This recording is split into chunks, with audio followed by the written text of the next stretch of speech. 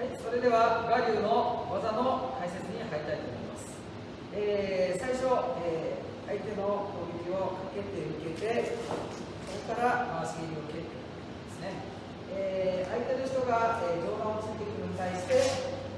サイドに入りながら回し蹴りを蹴っていきます。この時に正面で受けてしまうと相手の反対の突きが来てしまって間に合わなくなってしまったりするので、必ずサイドに転進しながら受けて、そこから蹴りに行くようにしてください。それで、相手の手をかけるときなんですけど、しっかりこの手首の部分、ここを使ってこの上腕とこの手首を支点にこの小指の部分でこう相手の腕を挟み込むようにします。そこから引き込んでくるようにして崩してください。このままただかけてだけでこうしても相手崩れてこないので、しっかりこことここで挟み込みます。そこから引き込んで相手の頭が引き込んで下がってきたところを上段で蹴るようにすると蹴りやすいと思います。はい、それでは、我流のですね、駆け足立ちで、手からで落としていく、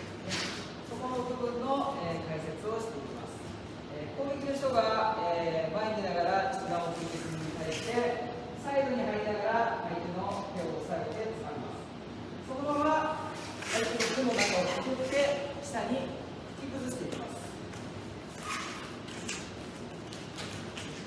下に対してグッと入ってそこから下に崩していきます。この時に、相手が攻撃してきたのに対してこのまま正面で受けてしまうのではなく、必ず相手の斜めにサイドにね、踏み込むようにして入って、前の手を押さえながら後ろ手をつかみます。で、前の手を上げ、この腕の中をくぐって下に引き崩していきます。今度反対向けにいきます。ついていきます。斜めに入って、こちらの手を攻撃を抑えながら、後ろの引き手もね、次の攻撃が来ないように捕まえます。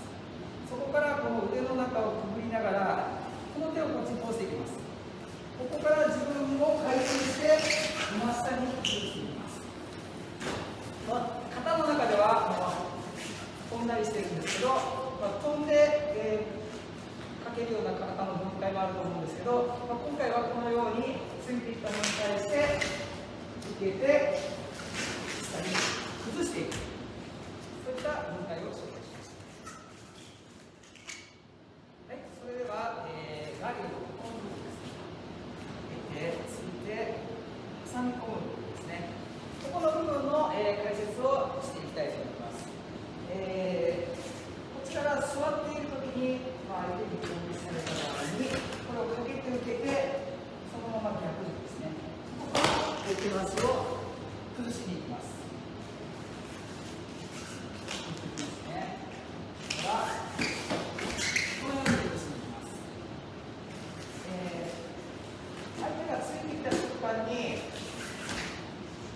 相手の方に入り込みながら